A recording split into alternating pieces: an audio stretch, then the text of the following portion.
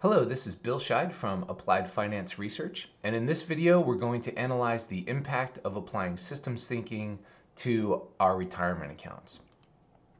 Specifically, we want to compare the impact of systems thinking to the impact of portfolio composition on longer-term investing.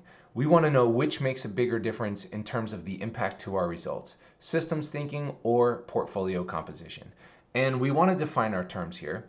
So when we say portfolio composition, for the purposes of this exploration, we're going to define that as the blend of stocks, bonds, commodities, etc. that we might choose for a given portfolio when we're talking about a long-term buy and hold approach. When we say systems thinking, we're going to define that as a rules-based approach to decision making when answering the questions around which funds in our portfolio do we want to hold, how much of them do we want to hold, when do we want to be holding them versus when do we want to be in cash or cash equivalents, and how often do we want to make the decision to rebalance our portfolio. So essentially, what we want to know is, for long-term investing, is it more valuable for us to focus on getting our portfolio composition right, or is it more valuable to apply systems thinking? Now, of course, we can use performance stats to measure the impact of the changes we get from tweaking portfolio composition versus the impact of the changes we get when we apply systems thinking. And we're going to look at some pretty standard metrics. So we're going to take a look at percent return, compounded annual growth rate, maximum drawdown, so that's the largest peak to trough drop in our account value or in our equity curve. We're going to look at return to drawdown ratio, and we're going to look at the ending balance of a hypothetical account that starts with $100,000 and grows at the compounded annual growth rate for the duration of our test period. So the first thing that we're going to look at is the percent return for a buy and hold approach to a 60-40 all-world portfolio, meaning 60% diversified US and international equities and 40% bonds. This portfolio was created by ETFreplay.com, and they like to use this as a benchmark for retail investing performance.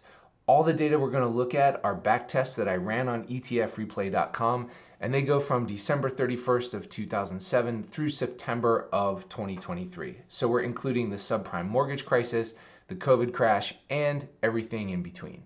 And it turns out that the percent return for this portfolio is 113.4%.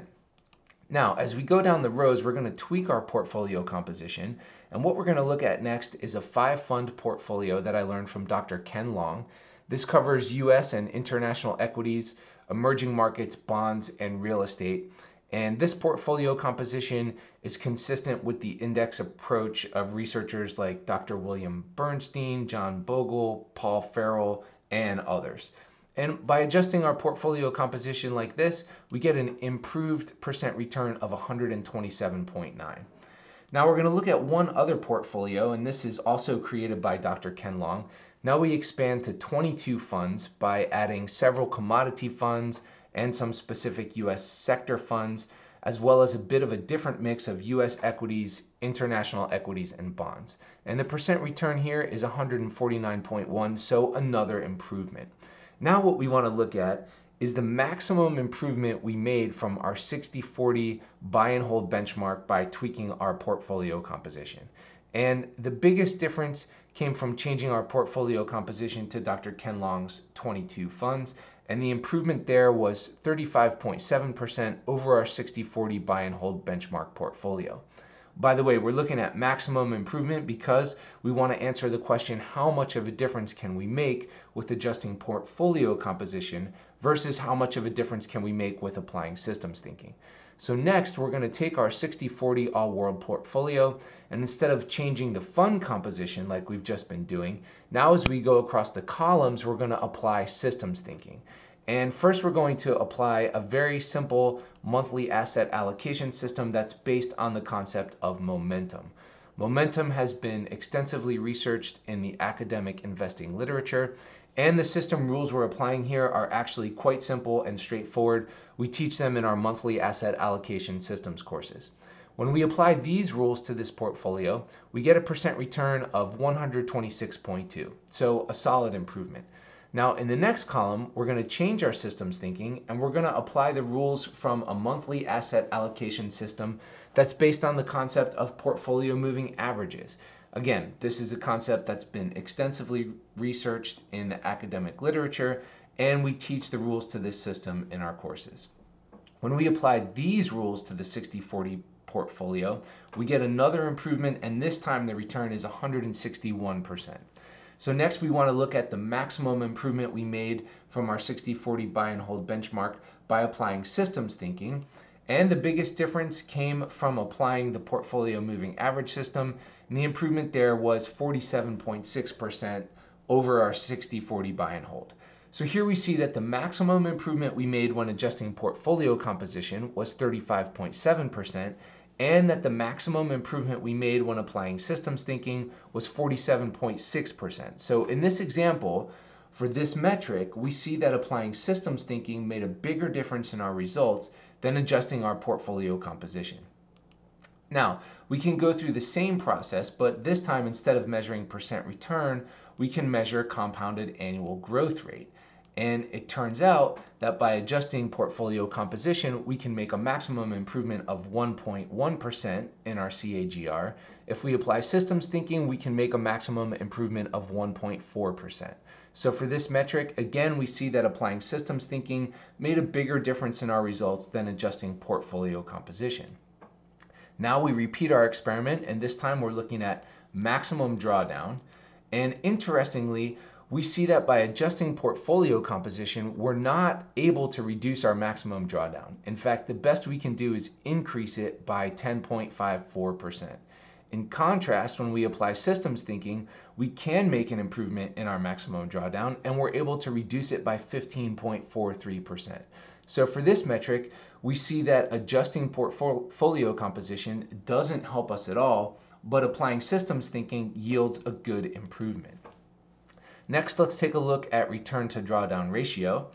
And again, we see that by adjusting portfolio composition, we're not able to improve our results. In fact, the best we can do is decrease our return to drawdown ratio by minus 0.36.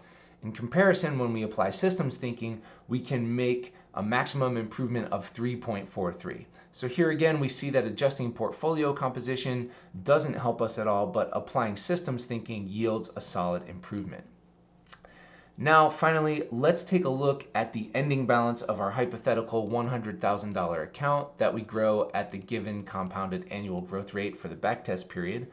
And here we see that by adjusting portfolio composition, we can make a maximum improvement of $39,050. When we apply systems thinking, we can make a maximum improvement of $50,801. So for this metric, we see that adjusting portfolio composition does actually help us, but not as much as applying systems thinking. Now that was a good chunk of data, so let's summarize what we've seen so far. So here we've got a graph for each of the 5 metrics we looked at, and we're graphing maximum improvement. So blue represents the maximum improvement for portfolio composition, while green represents the maximum improvement for systems thinking. So we can see graphically that we get a bigger impact from applying systems thinking to our retirement account than we do by adjusting portfolio composition. Now, of course, this is a small sample size. After our benchmark 60/40 buy and hold portfolio, we included 2 different portfolio compositions and 2 different ways of applying systems thinking. There are, of course, many more possibilities, and that is an area for future research. And there's also another very interesting area for future research. To just circle back quickly, looking back at our very first table, this is the one where we compared percent return, you'll notice that there are a number of empty cells in this table and in each of the tables we looked at. These empty cells are where we would see the results of combining both portfolio composition and systems thinking. For example, as a sneak peek, if we change our portfolio composition to Dr. Ken Long's 22 fund portfolio, and we apply the systems thinking from the PMA monthly asset allocation system, we get a percent return of 196.4, and that's an improvement of 83% above our 60/40 buy and hold benchmark.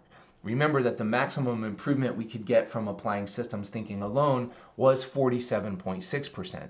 So we see that when we apply both portfolio composition adjustments and when we apply systems thinking, we can make a very large impact in the results of our retirement account. So life is good. We don't have to choose one or the other. We can have both. And that's exactly what we teach in our monthly asset allocation systems courses. How do we apply portfolio composition and systems thinking to retirement accounts? We look at example portfolios and example system rule sets, ones that I personally trade, and then we also teach students how to create their own portfolios and their own systems that fit their objectives as traders and investors. So for more information, please visit us at appliedfinanceresearch.com or click on any of the links below this video. Thanks for watching and happy investing.